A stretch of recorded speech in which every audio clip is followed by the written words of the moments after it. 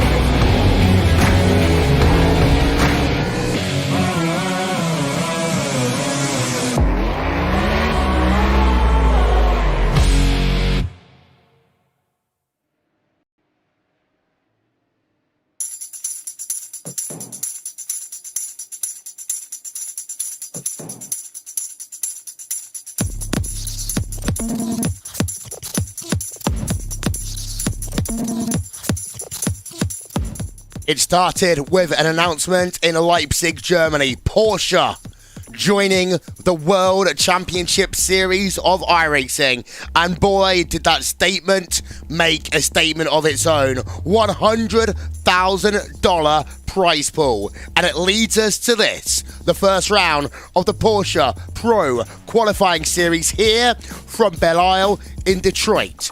The situation is as follows. The 20 drivers who finished in the top half of the iRacing World Championship Grand Prix Series in 2018, they have an invitation to run in the Porsche World Championship. The other drivers, they've got to qualify in what is already proven to be the most competitive, the hardest, the biggest, and the best qualifying series in iRacing history.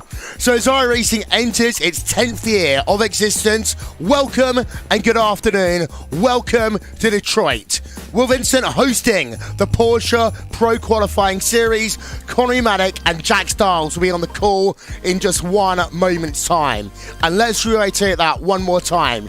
$100,000 prize pool to whoever wins. Well, whoever does well, shall we say, in the Porsche World Championship Series, which kicks off in just a couple of months. Qualifying is already underway. Let's hand it over to Connery Maddock and Jack Stiles. Thank you very, very much, Will. It's the moment many of these drivers have been waiting for, the opportunity to get themselves qualified into what is basically the biggest series on iRacing, one of the biggest series in the whole of sim racing as well. And now it is go time. We'll have a couple of minutes of qualifying left, 2 laps for these drivers to get their laps up onto the board, and then we'll have a 30-minute sprint race to sort everything out. That is how it stands. Those are the track conditions we've got. We've got what is going to be 18 degree track temperature, 22 degrees further up as well. But looking at things as they stand up onto the board, the qualifying times will start to go, though. Maximilian Venig will be pipped by Patrick Holtzman to provisional pole position, with Mark Lohner getting a fantastic time in there as well. So the first flurry of lap time starting to come in, Jack. This is where it all starts to count. And it's going to be the qualifying position that's going to be extremely important today. Belle Isle is a very tight and twisty circuit, very difficult to overtake on. Many overtaking opportunities. The only ones which I can really recall are into turn 3 and at the end of the straight into turn number 7. So that qualifying position, which at the moment Alexander Thieby is on pole, a 1 minute 28.548 is going to put him at the top of the standings at the moment as it stands, and he is in the best position going forward. Beneke, we were riding on board for it. Pole position for Mr. 10K iRating, the highest iRated driver on the road side of things, stamps his authority on this one. Almost 1.5 tenths of a second advantage in terms of his pole position time, but we've still got a couple of other drivers to head their way through. We've got driver of Enzo Benito looking to improve on 12th on the grid right now. Does have a little bit of damage to that right front that he does have to be concerned about. But let's just see how this lap goes. He's coming up through the final couple of corners right now. These two last right-handers.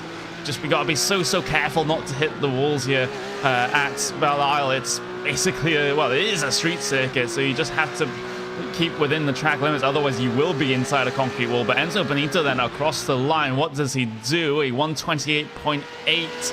That is not going to improve in terms of his position. Ricardo Castelletto qualifies good enough for 13th for the VRS kind of sim sport team, but we're still waiting for the likes of Jack Sedgwick, Logan Clampett.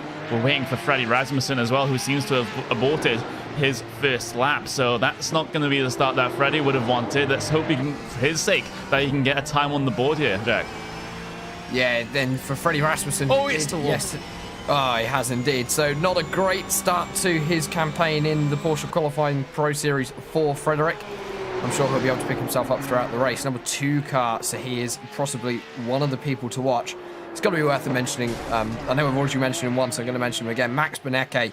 He is almost certainly one to watch. But I think an underdog that you could watch out for today, Connery, is going to be Marin Kolak. He's an ex-World Touring Car driver. So he has got the racing skills, especially on these street circuits. He has got the experience at the likes of Macau and Belle Isle. It might be a bit wider and it's a completely different country, but it's going to be those same skills that he's going to need to get him further up the pack. Yeah, it is, and we are drawing very close to the end of qualifying here. We've got Ricardo Castelletto, who can do his second lap. We've got Ivo Howler as well on his second qualifying lap. So let's see how these drivers are starting to, be a little bit concerned. They only have one lap to do, and if they mess it up, well, they won't be improving any further. We've got non-qualifiers, though. We've got Freddie Rasmussen, unfortunately for him, has not qualified. We're still waiting for Joni Heikkinen and Jack Sedgwick to head their way through. But in terms of everything else, Sebastian Dunkel won't get himself a lap time on the board either. But we're watching Jack Sedgwick right now. Let's see what he is able to do. Had a fantastic run, or at least what was looking to be a fantastic run in the Porsche Sim Racing Summit, coming from behind in one of the latter semi-finals. But unfortunately wasn't able to happen. But can it happen here in this series across the line? What position is he good enough to get? It's good enough for 16th on the grid right now for Jack Sedgwick. Just bottom, sort of towards the rear of the mid-pack there for Jack. We've got Joni Heikkinen, who's the last driver out there looking to set himself a lap time onto the board. He's coming through the last couple of corners now. Here's plenty of time to work with, 45 seconds on the clock for the Finnish driver. Careful not to tap the wall. That will just invalidate your lap time here in iRacing. Through the final corner he'll go, and across the line, a 129.1, only good enough for 18th on the starting grid here. And when we're talking about drivers of the caliber of Joni Heikkinen, Olli Pakala, drivers like Juan Lopez and Benito finishing, or at least qualifying bottom of the bottom half of the pack here, Jack, that just says everything about how strong this field is. This series is so strong. The top end of this series is so difficult to even get up the front. And I think being able to say, yeah, I at least won one race in this series over the course of the next 9 weeks is going to be an achievement in itself. And it's going to provide with some absolutely fantastic racing. Here comes your starting grid then, as they are up behind the pace car. It's going to be Maximilian Benecke, pole position by 200ths of a second over Jared Filsell. We've got Alexander Thieb lining up in P number 3 with Marin Kolak there, back in P number 4. Row number 3 will look like this. It looks like Moritz Lohner, Patrick Holtzman making an all-DH row, with Maximilian Venek and Gianni Vecchio doing the same right behind. Joshua Anderson and Ivo Howler bring things down to your top 10 qualifiers, with Dennis Grabowski and the driver of Anhayan Guven there in P number 12. Enzo Benito lines himself up in P number 13 with Juan E. Lopez. P number 14, as we cycle things even further back, it's going to be Ricardo Castelletto and Jack Sedgwick, bringing things down to P number 16, with Kamil Franjak, Joni Heikkinen, Olli Pakala, and Dimitri Yanis, bringing things down to P number 20. And then you've got your stragglers right at the back of the field. Justin Brunner and Logan Clampett, the slowest qualifiers, with Freddie Rasmussen and Sebastian Dunkel not setting qualifying times. That is going to be a very interesting thing to note here. We will actually have a standing start here in this one, so about 30 seconds away from getting this one underway. Of course, drivers can speed that up by getting to the starting grid quicker, but this is going to be a frantic start. Turn 1 comes up on you very quickly indeed, and isn't a heavy braking zone at all, so they have to be careful. They'll have to tiptoe their way all the way through there while side by side with their competitors, and then look for the braking zone down in towards turn number 3. The qualifying series for a new era in iRacing, in sim racing as well, gets underway right now. And it's a good start from pole position from Maximilian Benecke. Slots himself ahead of Jared Filsell as everyone gets very single file very quickly. Wernig battling with Patrick Holtzman. Holtzman gets punted towards the outside of the track, has to spin in the middle of the traffic and gets collected there by what was a Vendaval sim racing car. Didn't quite spot it, but the battles will continue down towards turn number 3. Everyone at the front of the field seems okay, but they're side by side between Enzo Benito and Jack Cedric further back through the field. Enzo Benito is going to come out on top of that particular battle as they head their way through towards the end of the first sector for the first time, and then on to the back straight as well. Everyone's calmed down, but that was a huge incident right at the start there, Jack. That was, and we just had Ricardo Castroledo from the front of the field, the number 3 machine on his roof. Looks as though the other driver involved in the incident with Patrick Holtzman at the start was Joshua Anderson, the number 21. That car is now crabbing heavily. The live pictures you're currently seeing is of the front runners. In fact, we are going to get a replay up on your screen. This is of the incident for Ricardo Castroledo. Oh, and wow, that is not an accident you want to have on the first lap. An impressive flip from the Frenchman, and that brings to a halt his effort. You can just see it just looks as though everyone was trying to get themselves into the same position on the track, Connery, and, well, there wasn't any room. Yeah, that was pretty close to the back of the field there. That was a huge instant for Castroledo, going up and over and into the barriers. What a catastrophic way to finish a race. Meanwhile, you've got Freddie Rasmussen at the back of the field. Does have a little bit of front-end damage after trying to avoid all the incidents that were happening in front of him on that start, but he is still running. But we're watching the battle involving Moritz Lohner and others right now. He's trying to chase down Marin Cholak, and he'll look maybe for the opportunity down in towards turn number 3, but not close enough to be able to sling it alongside just yet. And you have to remember, he is having a little bit of pressure from behind from Maximilian Wernig from Pure Racing Team. But we're riding on board with your driver in P number 2 right now, the Australian Jared Filsell, trying to chase down Maximilian Benecke. It's not an easy feat at all, but it's going to be a challenge that Filsell will very much try to take, as he'll sit in the draft all the way down the back straight and not look for the opportunity just yet. Not close enough, but it's still going to be a fantastic points finish there if he finishes in P number 2. But with Gianni Vecchio right now, he's looking to make his way further up inside that top 10. Has his teammate of Maximilian Wernig ahead of him. So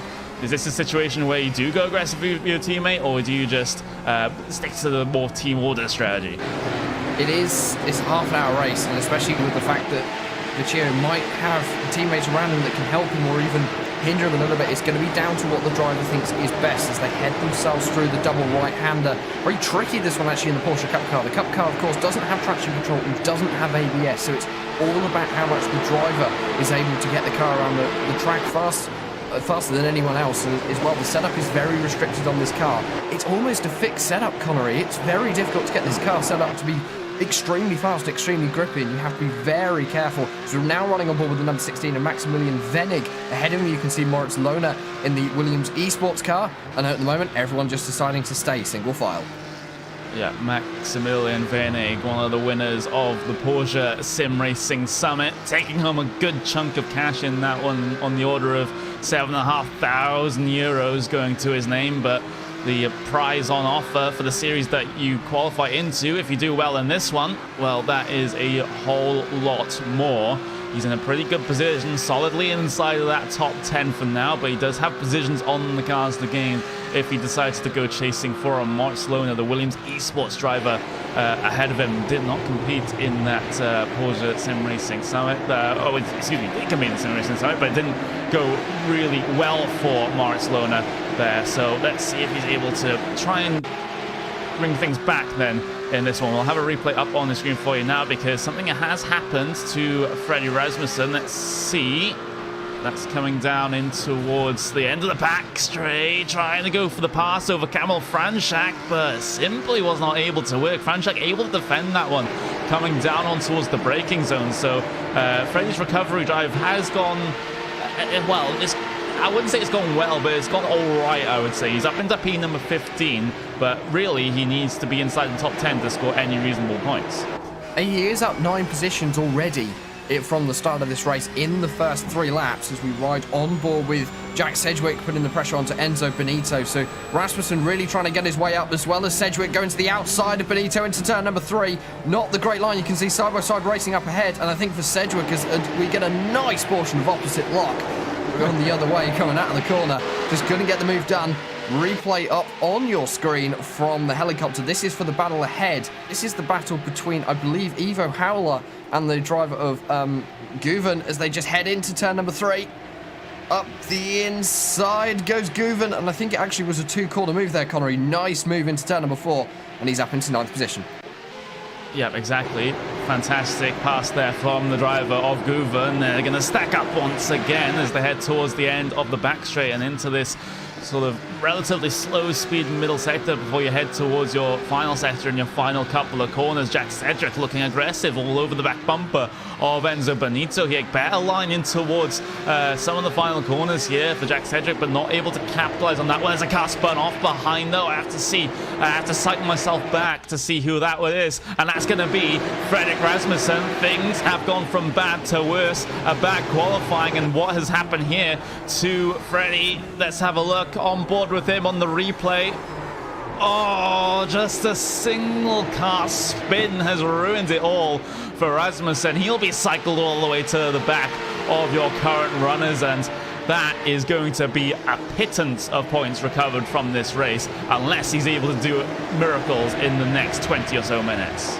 It looks as though I think Freddie Rasmussen has called it a day. He's taken himself back to the pit lane and is not going to be continuing on with this one. So we've lost one of your front runners and one of your race favourites within the first 10 minutes. Currently looking back from the number 1, Maximilian Benecke, towards Jared Filsell. This is a battle I've been keeping an eye on for the last couple of laps. Filsell is closing the gap down, Connery, getting closer and closer. He also has the fastest lap of the race. He has been quicker over 1 lap than Maximilian Benecke.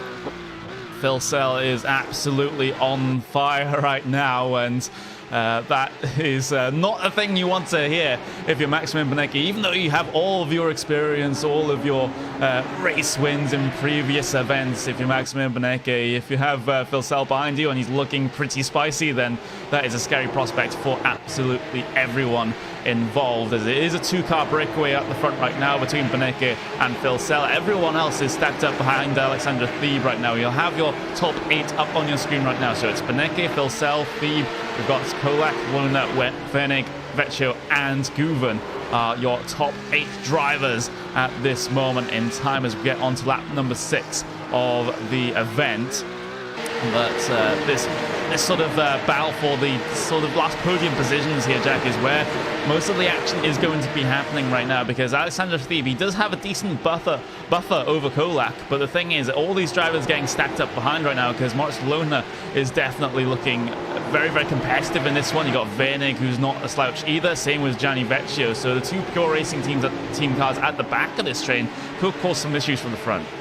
You've got some of iRacing's best GT drivers in a 5-car train. You can't ask for anything more exciting here on RaceSpotTV, and you can just see as they're heading themselves down. The gap between Filsell and Thieb, second and third, is 3.5 seconds. So Filsell hasn't got the worry from behind. He can concentrate ahead as it looks as though Moritz Lohner may have made contact with the driver of Marin Kolak into turn number 7. Doesn't look like much damage was done, though. Replay up on your screen. Riding on board with Lohner, it was either a very close move or it was a slight touch. A little bit later on the brakes as they head themselves down into the braking zone now. Much later on the brakes of Moritz Lohner and very close to the back of Marin Kolak. Kolak has got some wing damage as well, Connery. That's not uncommon at Belle Isle. I know for a fact that I think half the field has got wing damage, where those concrete walls can be very inviting at some points. They very much are basically the American version of Monaco in terms of how the walls do play a factor here. We're riding on board with Jack Cedric right now, trying to chase down Enzo Benito to get himself inside of that top 10. Looks for the good run out of turn number 2, which can set you up for all of this run down towards turn number 3, and then you can hit the brakes and try and draw yourself alongside. Cedric will try to maybe look for it. The body language of the car suggested it, but simply too far back at this stage to be able to do anything for the NX driver. But having a look back towards that battle involving Lohner, and Lohner, oh, he almost gets a punt from the rear from Maximilian Wernig. There has to be so careful with how you know, sort of everyone's in close proximity here, so even if you're slightly off the pace coming through one particular corner, you're going to have someone right onto your back bumper. But Lohner now, he's going to be looking for the move over Maran Cholak here, maybe down in towards the right. Going to sense the opportunity, but the opportunity hasn't been taken just yet into the slow speed section now, as these cars all stack up absolutely nose to tail. Maurice Lohner doesn't have much room to negotiate himself here as he tries to go through, but Lohner, he's still not able to get past Cholak, and Cholak's holding on very well. That's the real life racing driver experience coming into play. And Moritz Lohner did go for a move into turn number 3 on this lap. Wasn't quite able to get it done. Olak just had a little bit more drive off the corner. I think you were able to see it a little bit more there coming out of the double right-hander. Cholak seems to have a very good drive off the corners, Connery. Something about that car is working very well for him. Riding on board with Lohner now in the number 17 Williams eSports machine, looking forward to 4th position.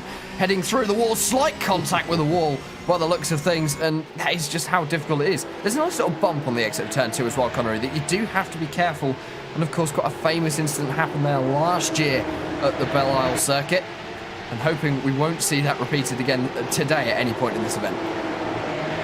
Hopefully we won't see it as we see these cars go by. This is the battle for your final podium position, or positions further up the field, but you can see that everyone inside the top 5 has not changed position based on their qualifying, but everyone else behind has been jostling and changing. We've got Jack Cedric actually up 5 positions there. We've got Logan Clampett up 5 positions as well, up into P number 17. Then you have the biggest losers at the back of the field. Joshua Anderson down 12, Patrick Altman down 16, and we've got Ricardo Castillejo there down 8 positions as well. So that is how things go in this one right now. All of these cars still absolutely stacked up, and I think this is the point in the race where everyone's just sort of calm down a little bit. We're getting towards the midpoint of the race, but if there's going to be a flashpoint at any point in this race, it's going to be somewhere inside of that top 5 train.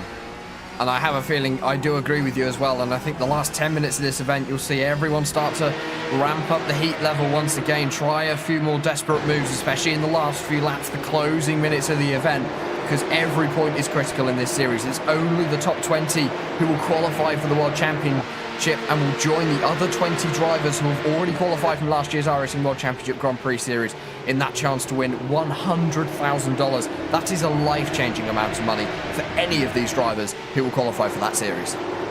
Absolutely. Of course, it's a share of $100,000. The winner won't get $100,000, but the thing is, they will get a decent chunk of that money, and pretty much a year's earnings in a decent paying job, we have to argue. But Gianni Vecchio right now, we're riding on board with one of the Pure Racing team drivers there. He's got his teammate ahead of him, and Vecchio has been very well behaved in this one so far, right at the back of this train, just not really being very aggressive with his teammate. But I think if Wernig feels that Vecchio is faster in this situation, he might just have it in his mind to try and let him by and then try and go and chase those positions further down the road. We'll just have to wait and see what happens in terms of that one. But these guys so close in terms of pace, so close on the racetrack as well. It's hard to tell whether these moves will be happening or not. But later on in the race, when the desperation starts to set in to get those final couple more points to get yourself further up the leaderboard,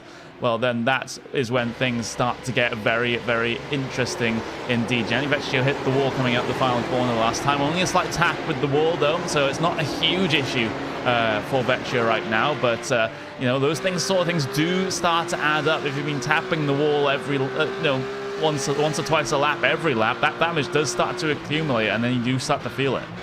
Yeah, and especially with the aero damage, that the straight line capabilities through the fast sections and also through the slower sections as well, through the corners, is going to start harming these drivers. And you might find that some people might just be able to pull away. This large group that we have been following has now been joined by the number 12 machine of Guvan. We're looking at a replay of Enzo Benito coming down into turn 3 by the looks of it. He's got the 19 car up the inside. That's Jack Sedgwick. And oh my word, there was contact. Into the wall he goes. A nice light touch by the looks of things. So Benito is back underway. Not much harm done. Riding on board this time. You can just see there's Sedgwick on the inside. There's the contact. And there's the tyre wall. Lucky that wasn't a concrete wall, actually. That could have really done some damage to his steering. Yep, exactly. The tyre walls have a little bit of give, even though it doesn't look like on the iRacing service. But Enzo Benito will get himself off and away and going once again. He's down into P number 12, which is still an improvement on his qualifying. Did start in P at number 13, but losing those 2 positions isn't going to help in terms of his championship standings at all. Vecchio, oh, I just spotted it on my screen. He has a big moment coming through the second to last corner there, just getting this back end out, sliding all the way, and somehow manages to keep position, although he does have Guven right all over his rear end right now, and will have the slipstream all the way down towards turn number 3, but Vecchio will be able to recover that one. But that was a very particularly scary moment there for Gianni Vecchio coming on towards the end of the last lap. You just saw the tail end of it there from Vecchio, but that is not what you want to be having in a race that's as important as this.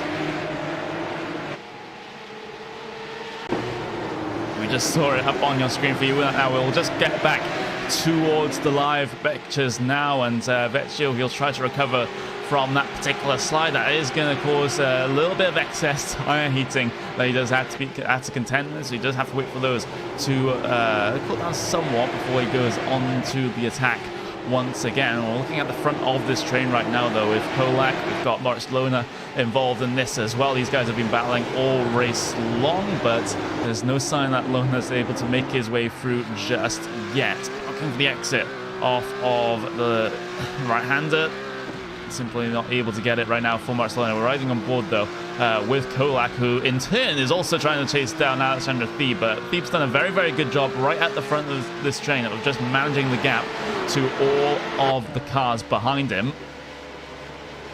But we've got to look towards the race lead as well, because that is going to be it's starting to spread out a little bit. It was starting to get close just a couple of laps ago, but Maximum Beneke has managed to get himself a second gap over Jared Filsell right now. You can just see on the lap deltas that he's been chipping away 1/10 of a second a lap in terms of his lead extension, at the front of the field. So Beneke in a very comfortable place right now at the front to score maximum points in this 7,549 strength of field stretch.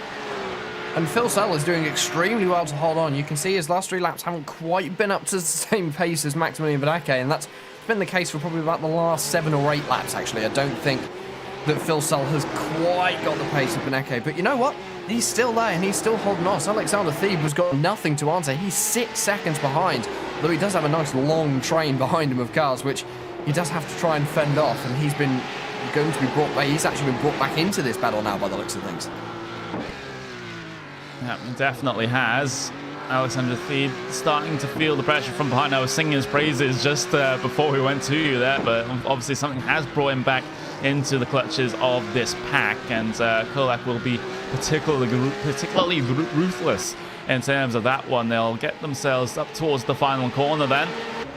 Going to complete lap number 12 of this event up until lap number 13. So we're coming up to what is going to be 12 minutes to go in this one, and things can definitely still change for pretty major points inside of the top 5. But just watching, just waiting for any of these drivers to get themselves an opportunity. We do have a driver going defensive, though. That's going to be Gianni Vecchio going more towards the middle line, coming in towards turn number 3. Guven is going to be all over the back of him, and Guven might even have the opportunity of 4. Nope, he's not going to take it just yet. The confines of this track do mean that you do not have a lot of room to work with if you do want to go for these passes. Guven, he does tap the wall on the exit of the corner then. Just has to be careful, very careful indeed. Struggles to get the power down off onto the back straight as well. But that is just one of the problems with this racetrack, Jack, is that even if you do go for the move, it's such a tight affair on entry, and then on exit you got the concrete wall to worry about. It's really tough. And as soon as Vecchio moved himself just slightly offline, actually, he's prevented Guven even trying to go down the inside. Because for Guven to go down the inside, he would have to get onto the other side of the racetrack. Now, that part of the racetrack on the run-up to turn 3 is one of the widest sections of this circuit. And to get yourself over to the other side of the track, stop your car, get through the corner, and not have an incident or any trouble getting on the power, especially with such a tight line through turn 3, it is very difficult to be able to manage. And I have a feeling that Vecchio would have just been able to hold off over Guven, and Guven would have been stuck back in 8th position. He's actually dropped back just a little bit now as we head into turn 1. Riding on board with Jack Sedgwick. Sedgwick has been really on the move. Started 16th, currently running in 10th, and he's running faster than Evo Howler ahead. I'm not sure whether Howler's going to be able to defend for too much longer. Jack Sedgwick on the run up to turn 3. I don't think he's going to be close enough to put a move down the inside this time, Connery. He'd have to go very late on the brakes, and that is definitely not what he wants to do.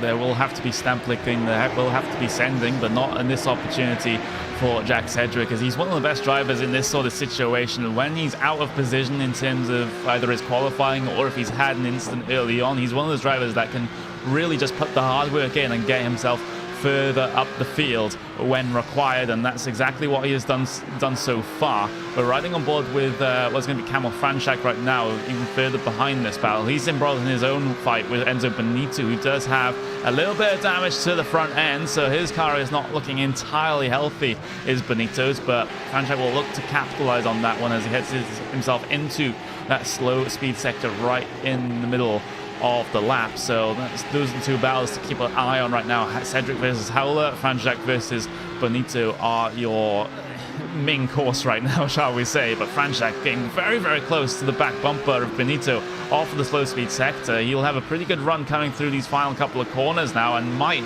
even have to hold it out until turn number 3 arrives next time. But Franchak definitely is looking very, very good here, and might even be able to gain the position, Jack. It does look like he's going to be might be able to do so. Obviously, Enzo Benito, that little bit of damage, the 15 looking through turn 1 and 2, but not going to be able to get a move done. Very tricky to get a move done at that section of the corner. Riding back on board with the number 15. The speed on the side of your screen, powered by ATVO. Moving to the middle of the track goes Enzo Benito. No. There's contact. Franchak is around through turn number 3. So is Benito.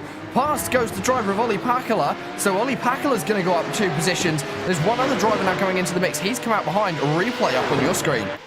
Yeah, oh, that is certainly a very interesting one. You see Enzo Benito taking the middle line of he's just... I'm not even sure what to make of that one. I don't know what you think of that one, Jack, but Enzo Benito, he broke quite a bit early there. I don't think Franchak was expecting it. He was expecting to maybe cut back towards the outside to take a line into the corner. Wasn't expecting Benito to brake so early and then just simply run straight into the back of him. I'm not sure. I don't know whether it literally all it needs to be is 2-3 tenths of a second later that Enzo Benito or Franchak would have got on the brakes would have got on the brakes and the incident would have been avoided. It's so close, the timings on that one. I think you have to put it down to a racing incident, and it's an unfortunate one at that. Franchak, he was running up the rear of Benito, and that is one of the risks you take when you're doing things like this, especially at these street circuits. You have to. You have no other choice, because diving it down the inside is really the only way that you're ever going to be able to get past, and I have a feeling that Franchak may have just miscalculated that one. Back with this battle for 3rd position now. You can see the driver of Alexander Thebes still holding a good gap over Marin Kolak of about 8-9 of a second, but you can see that Kolak clearly hasn't given up because he's still pushing that car hard. Very much so. There's a close run of things behind, though, between the likes of Venig and Vecchio, but of course these two teammates, they won't battle it out too fiercely, although we do have Cedric and Howler that is a battle further down, and Cedric trying to solidify his position inside the top 10 here. Has been so good over the past couple of laps, but hasn't quite had that edge so far to get himself past Howler, so we'll have to see how he gets on in the final couple of minutes of this event. And very close up and towards the slow speed sector he goes, but you see lap number 15, that's pretty much the only time that he has lost time over Howler over the past 5 or so laps. So that is going to be an effect of just him getting into a position where he simply can't go any faster because he has a car ahead of him at this point. Yeah, and I think that having that car ahead of him is going to slow him down. Obviously, Got a little bit more work to do to catch up to this group, which are currently battling for third, but it's not out of the question. 6 minutes remaining. Sideways from Sedgwick out of the double right hander. Shows really how hard he's pushing that. The number 19 machine crossed the line. He comes to start lap number 17. According to my timing screens, we have 5 laps remaining in this one, and what an exciting 5 laps is going to be. Is Sedgwick going to be close enough to Evo Howler? He's in the wall again, coming out of turn number 2, and that was a hard hit with the wall for Jack Sedgwick. Yep, it was. We'll cut our cameras back to it. We'll get the replay up on screen for you now. Out of turn number 2, Jack Sedgwick making friends with the concrete wall. We'll see it up on your screen for you now. Jack's out a little bit too much. That's the simple case there. Does have some driver's right-hand side bodywork damage there for Sedgwick, and you'll see it once again. Bap hits the wall. Able to get away with it though. No major damage to that car, but as we have already said, that damage does start to accumulate with the more times that you do hit that wall. But looking further forward to that battle for the top 5 positions. Moritz Lohner trying to defend now for Maximilian Wernig, because Kolak, he's basically started to get himself away at the front of this train right now, trying to chase down Alexander Thebe. So now Moritz Lohner has to be more looking behind than he is looking in front right now, because Wernig is on a charge. 0.2 of a second advantage last time by. Wernig is really pushing that car hard, and as you said, Moritz Lohner is not worrying about. I think he's got his mirrors full now of the PRT machine, and not much. I'm not sure whether he's going to be able to do. They have been pretty solid, running in a nice line of stern group for the last 10 or so laps. Not much been going on in this one, so it might just stay that way. They're just going to try and get a good points finish here. Of course, this is 9 weeks long, this series. This is only the first week of the Pro Series qualifiers, so they might be thinking, play the long game, just get the points and move forward to next week. Or they might be thinking, let's get as many points as possible, get a good position early on, so we can just try and do the long game a little bit later on in the season. I'm not sure what strategy these drivers are going to be doing. It's quite hard to tell from the first race, but we'll get an idea in a couple of weeks' time as they head themselves onto the back straight. Contact for both Maximilian Wernig and Moritz Lohner. Vecchio, number 8, he hit the wall, and now Anton and Guven's going to head his way through, but can Vecchio reply on this one at the end of the back straight? He's looking for the move, but simply not able to find a line into the corner, and now Guven capitalized on Vecchio's mistake there, coming on towards the back straight. We'll see a replay up on your screen for you right about now as we'll cycle things back to Gianni Vecchio. Actually hits the inside of the wall instead of the outside of the wall, punts him towards the outside of the track. Fantastic heads-up driving there from Guven for not running into the back of him, and then instead trying to take the opportunity all the way down the back straight, and that is a position successfully gained there from Guven. We'll see the end of it there as Guven gets himself past. Gianni Vecchio just has to take that one on the chin and settle for that position just for now, and look to maybe get it back in the last couple of minutes here.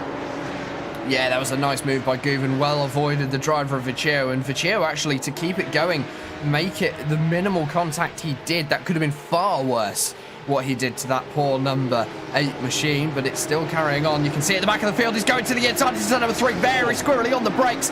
Guven's got nothing he can do. Vecchio back up to that position he's just lost and sitting in the middle of the track, which means that Guven can't throw it down the inside. He's going to make contact with the wall. Vecchio has managed to get himself back up into P number 7 so early. They're both making contact with the wall. Guven down to the inside, through the corner. He got that position last time, and Vecchio keeps it. Oh, searching for the grip up on towards the back straight, but not able to find it. But what a move from Vecchio down the inside at turn number 3. And now Vecchio has company. He has a friend, because Ivo Howler is now locked onto the back of Guven. So now he can just take a little bit of a break, knowing that Guven is being pressured from behind. But in turn, Howler's getting pressured by Cedric as well. So all of a sudden, Cedric has found not just 1 car ahead of him, he's found 3 cars ahead of him. And he can get himself a fantastic amount of points there as Howler hits the wall, and Cedric goes for the move, coming in towards the final sector, and he secures that move down the inside, coming through towards the final 2 corners, and that is he's going to be held there as he takes that slide through the final 2 corners, but Ivo Haller will have an onboard with him, an onboard replay. You can see him, he'll hit the wall there, and that is all that Jack Cedric needs to get the opportunity and get himself by on the driver's right-hand side. As a fantastic opportunistic move there from Jack Cedric. It does mean that it has split up this battle pack a little bit for positions just inside of your top 10.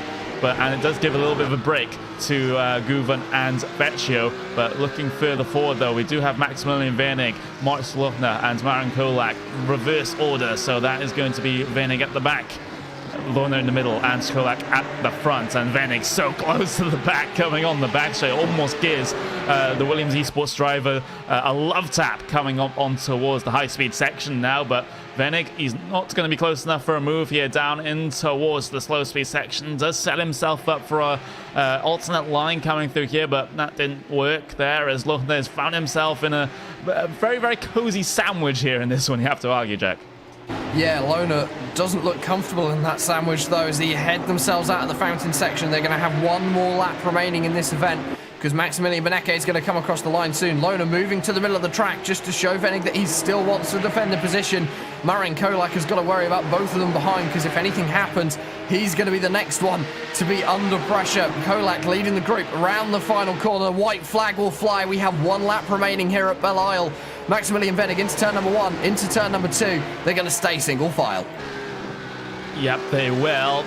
And this is going to be one of the last overtaking opportunities down in towards turn number 3. But here comes Wernig then over Morris Lohner. He'll have to go around the outside, the long way around at turn number 3. It's going to be the long way at turn number 4 if he's able to hold it as well. But Wernig not able to get the position in towards turn number 3. But the thing is that it doesn't mean that this battle is over. He does have a couple more opportunities to get himself alongside, and he gives a little bit of a tap to the Williams Esports driver of Morris Lohner. Looks to the outside, coming down onto the corner before the back straight. But the thing is, he's still not able to get it.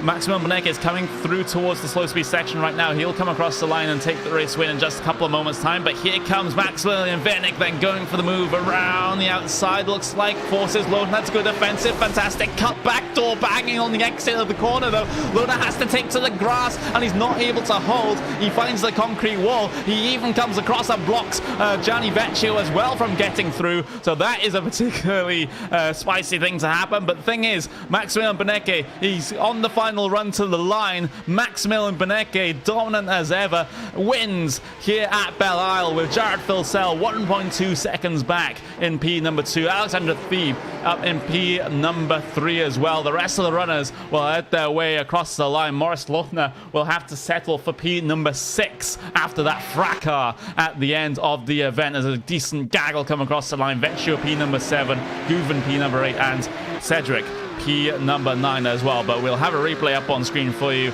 of that late race contact, and oh boy, this one's going to be very interesting from Lohner's perspective here, Jack. Yeah, you can see Lohner moves to the outside, moves to the inside, Wernig to the outside. Lohner just gets loose on the exit, I think. First touch, and then did Lohner just not turn into the corner at the right point and just go across the grass instead? I'm not sure whether the city of Detroit are paying him to cut the grass, but you can get another view coming out onto the back straight. Lohner is already seeing the view the pass very early on, because he stays on that right-hand side for an extremely long time. On the run-up to the corner, you can see Wernig drafting in the background, running on board with Lohner again, still sticking to the middle of the track, a little bit loose. It was on the bounce off the curb. That's what it was. It was the power on the bounce off the curb. He then got loose into the left-hander. A little bit of a tap from Maximilian Wernig, and, well, that wall was very inviting, and the block from Gianni Vecchio was probably what kept him in that position. Yeah, the block is a little bit naughty at the end of that little sequence there, but we'll see how that one turns out in terms of the iRacing Stewards. But we'll see it once again. The problem is he comes across the curb and then off towards the exit of the corner, and then this little move to block Vecchio is, once we get it going, is not the best thing to do. Even a little bit of contact there, and Vecchio then has to try and defend from the car behind. So that one's a little bit naughty, but the thing is, it does keep Lohner in his P number 6 position right now, and there's still a decent chunk of points to take home. But I think this is going to be about time now to go over your official race results.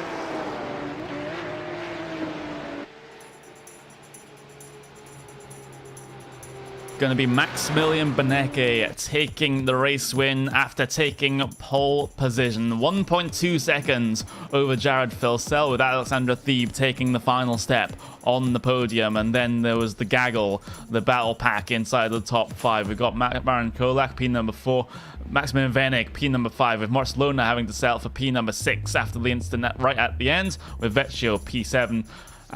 Guven and Jack Sedgwick bring things down to P number 9, with Ivo Howler rounding out the top 10. Then you've got a rather quiet race, it has to be argued, for Juani Lopez. Didn't get himself involved in much, but ends up gaining 3 positions up into P number 11, with Oli Pakala, P number 12, Enzo Benito, P number 13, exactly where he started, with Karel Franchak, P14, with Joni Heikkinen bringing things up in P number 15. Dennis Gorowski, P number 16, not the greatest of races for him as he loses 5 positions, with Justin Brunner finishing P17, Logan Clamp at P18, with Joshua Anderson, Freddie Rasmussen, Dimitri Yanis, Patrick Holtzman, Ricardo Castroledo, and Sebastian Dunkel, all non-finishers, all big names in your non-finisher slots as well. But don't go away here on RaceSpotTV and on the iRacing Esports Network, because it is going to be the post-race show just after this. Goodbye.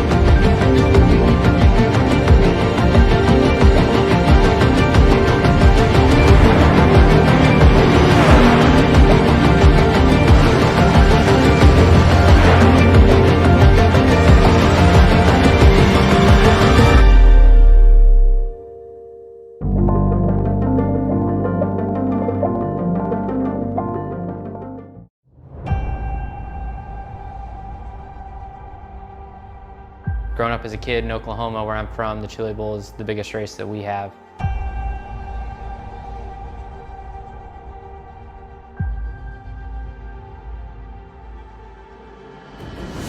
The Chili Bowl has kind of been my favorite race of the year.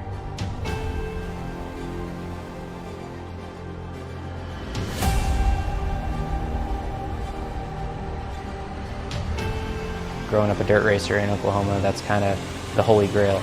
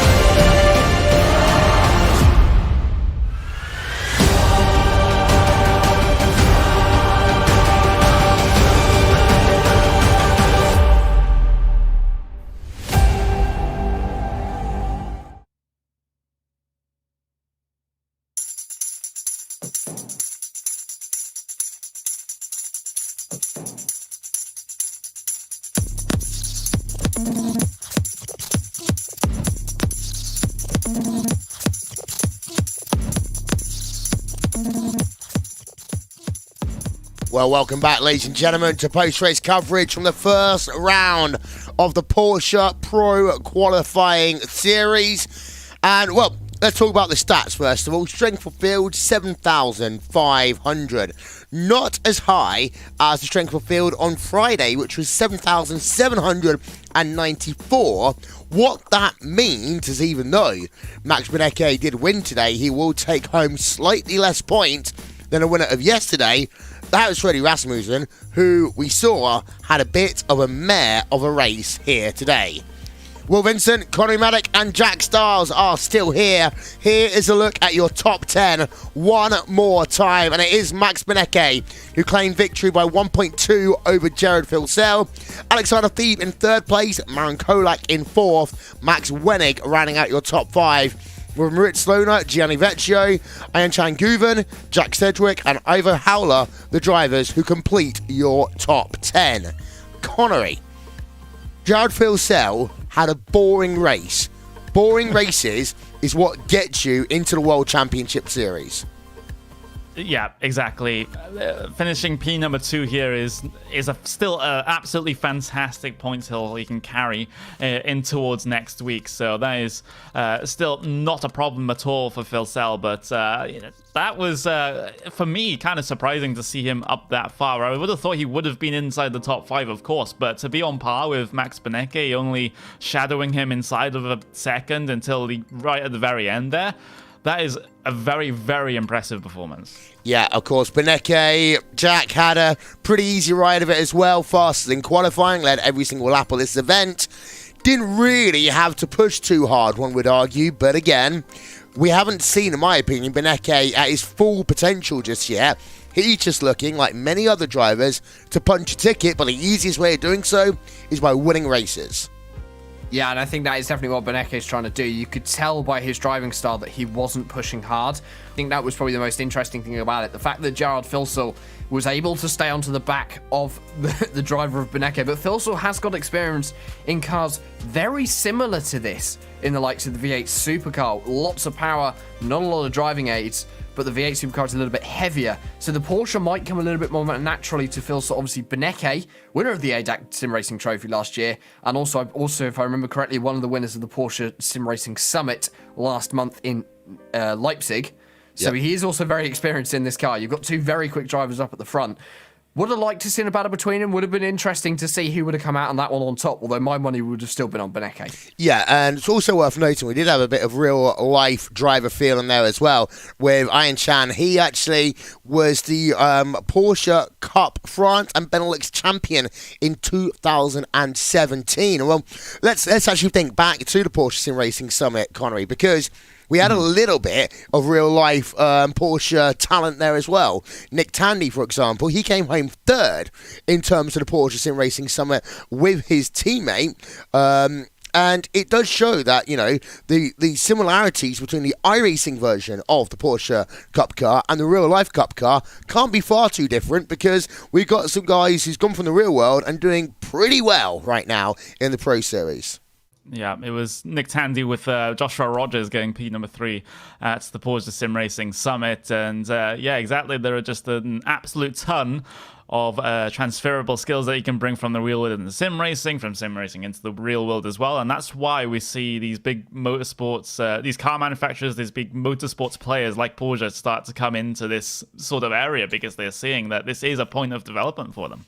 Yeah, indeed. So, of course, Porsche, in case you missed the news, held a sim racing summit at Leipzig about a month ago from now. I mean, that was a hard one for us getting out there at such short notice, but a ton of fun doing so.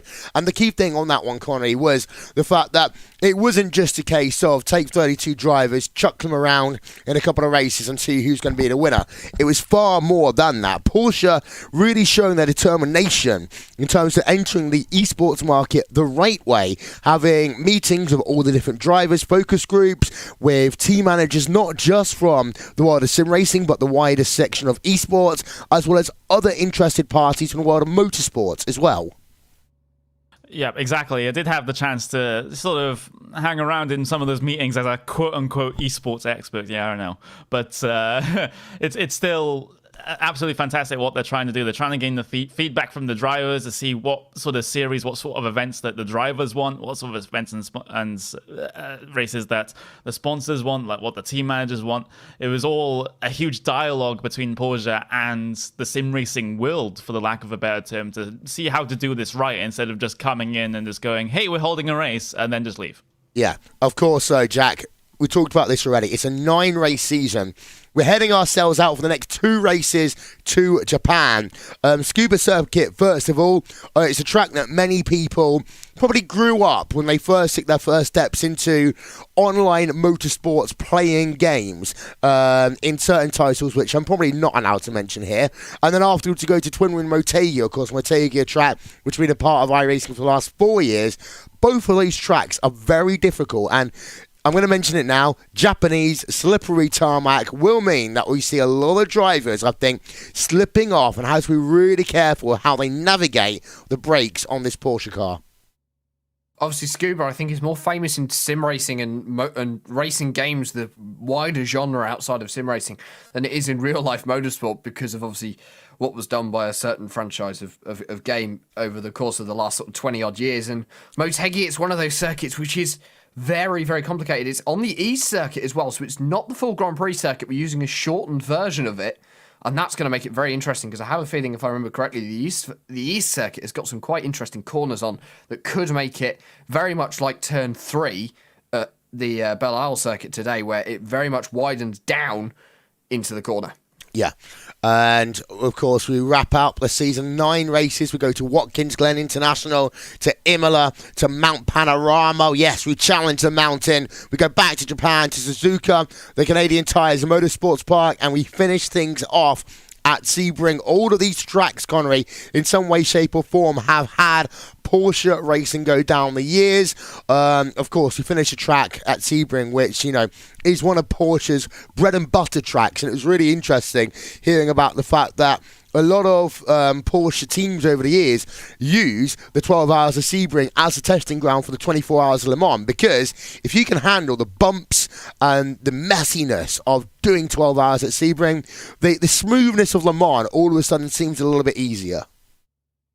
Yeah, it does, and it would be a fantastic finale to this season once we get to that round number 9. But next week, we have the Tsukuba circuit with also Tim Ring Motegi the week after as well. So a little bit of a jaunt over to Japan to try and get those races sorted. But Tsukuba, that's going to be a very, very interesting one, Will, because it's a new track on the iRacing service. A lot of these drivers will have had experience in this track with other sims as well, and you know, it's one of those famous tracks in that respect.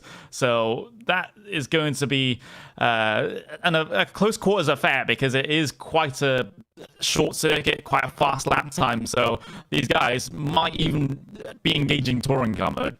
Yeah, indeed. So that, however, is all we have time for here today. Thank you to Conor Maddock and Jack Stiles for the call of this one. Let's also give a shout out to the people who help us get it done. Islam Balal, TrackCams22.com, Andres One and One Design for these beautiful overlaying graphics that you see.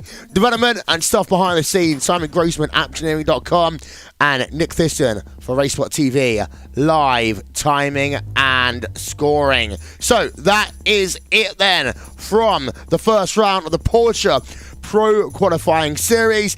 Max Benecke took victory here today, but it will be Freddie Rasmussen who still has command of the point standings due to his victory last night. Who knows what will happen when we come back in 1 week's time and we head ourselves to the Far East. From Jack Stiles, Conor Maddock, I'm Will Vincent. Good night and goodbye from Detroit and Belle Isle.